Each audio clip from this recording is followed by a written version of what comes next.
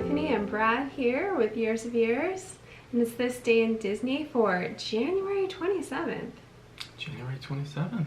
Yeah. 27 is heaven. There you go. So today we're going all the way back to 1892. It's a bit far, don't you think? To birth of someone very important to the Disney company, who really did a good job helping them out, was Herman K. Kamen. So he was an American merchandising executive, of course, noted primarily for his work on merchandising the Walt Disney Company. He was a salesman. Yeah, he promoted Mickey Mouse. So much more. I mean, right. I want to talk about it, but you tell the story first, because he sold himself. Yeah. So this was the 1930s. So, you know, if you know your American history, the Great Depression was going on. So there was a lot of things happening. Speculation and risk was the order for every venture. Well, and people were trying to rebuild the economy, and the president at the time was trying to rebuild the economy too. So K. Kamen was actually, so he was born in 27 in Baltimore, Maryland. He was of Russian Jewish parents and spent his early life working as a merchant in advertising. He was the youngest of 4 children, and he did not finish high school because he spent a lot of his time in the juvenile penitentiary. Yikes. There you go. Oh boy. So went to the school of juvie. Yeah, he just needed to be a salesman. He go. wasn't in the whole school deal at the time. There you go. So his first work was selling mink hats. Yeah, in Nebraska. So I thought that was really interesting. I wonder if he did like a Russian accent and stuff, like with his ancestry, Jewish and Russian. I don't know. But in the 30s, he actually specialized in developing products based on movies and negotiations of merchandising agreements for a number of prominent animated figures. And in 1932, Kamen actually contacted Walt and Roy himself. He was in New York, and he contacted them about merchandising and licensing their characters. And they were like, okay, yeah, we'll meet with you. And so he jumped on a train. He literally took out his life savings out of the bank, which was all, you know, cash, and sewed it into his clothes. Stitched it right into his clothes and traveled. Right, and traveled right out there. And of course, because he had all that money on him, he didn't sleep. I wouldn't sleep either. And so he got there and he made his pitch. He actually laid out the money. Took all the money out, put it right on the desk, and was like, I'm gonna double this for you guys. Double this for you. And they were excited, and they wanted to work with him. And so they started, you know, getting all the paperwork together, and that process took a little bit longer because he then fell asleep. Which makes sense. But he did it, and he was amazing. They needed it. And if you remember at the time in the 30s, because we were all alive then, no, probably not. But this was when the Mickey Mouse merchandising really took off and really started being everywhere. And so every time you go in a Disney store, every time you're carrying double blue park bags, every time that you go into World of Disney, or even order online, every time you go on eBay and like bid for like a desired, like wonderful collectible, you know, you have him to thank.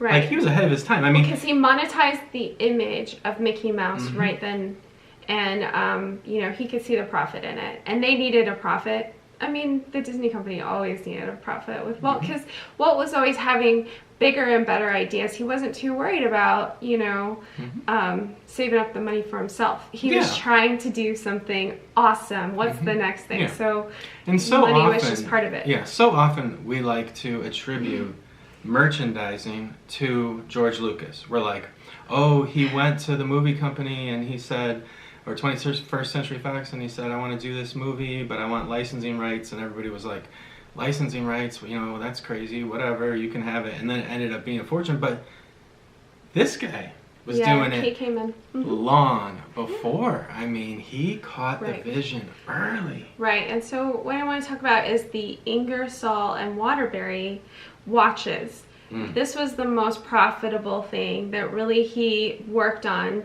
for the Disney company. And these were the first Mickey Mouse watches. They were really well made. By 1948, revenue licensed Disney products totaled more than 100 million. So the products were doing phenomenal, and the watches were a big part of that. It was the best-selling watch in the U.S. Yeah. I really enjoyed wearing Mickey watches for years. It's strange that I haven't worn one the last year. Yeah, well, you need to get this. Have you ever seen an Ingersoll Waterbury? Only online. Yeah. That's or what maybe you in need. the shop. I've seen it at Disney World. Yeah. That's what you need. I want you to have one of those watches. Oh, thank you. Because I would like looking at it.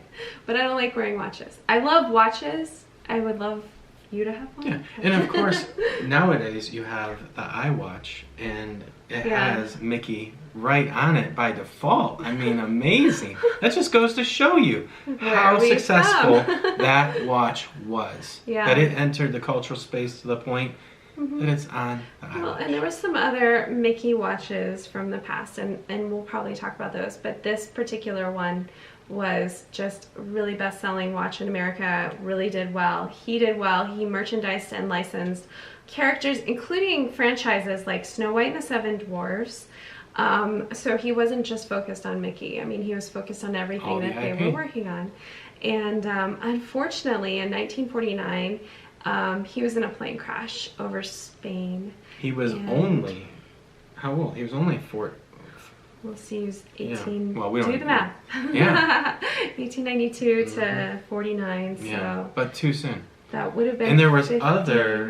there were some other stars like with him, or celebrities of the Right, time. there was a boxer. I think there was an actress. So there were some other stars on the plane. Everyone did die in that crash. Yes. And that I was reading about, and it was strange because it was like I was trying to figure out what the problem, because they did an investigation. It was just a mistake. Well, it seems like Perhaps. the pilot was following, regulatory flight systems that weren't correct, or he didn't give the correct information to the ground control or whatnot. So it was like it was just an accident, but everyone did perish on the plane. That makes me so sad, Of course.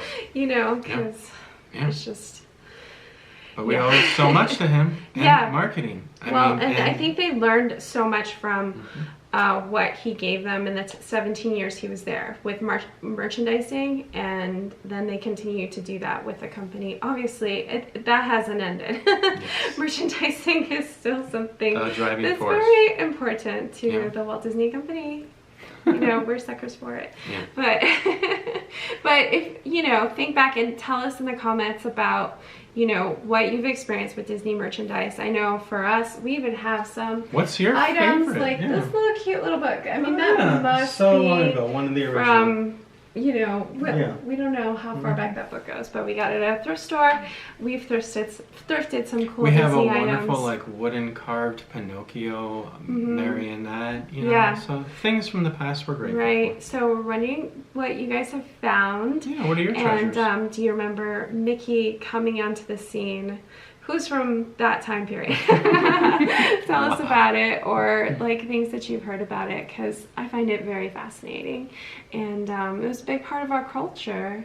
It was even part of World War II. My mom and I were talking about this, and I think we talked about this before on the show, but like the masks that they used. Oh yeah, the Mickey gas masks. The gas masks, they had Mickey ones for children. That's what the children, to make it less somewhat like today and right now. Frightening situation to have something with Mickey on it. Something comforting that you want to own.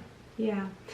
So anyway, that's it for this day in Disney. Thank you for following along with us, and we hope you're having a great day. We'll see you guys next time. Bye!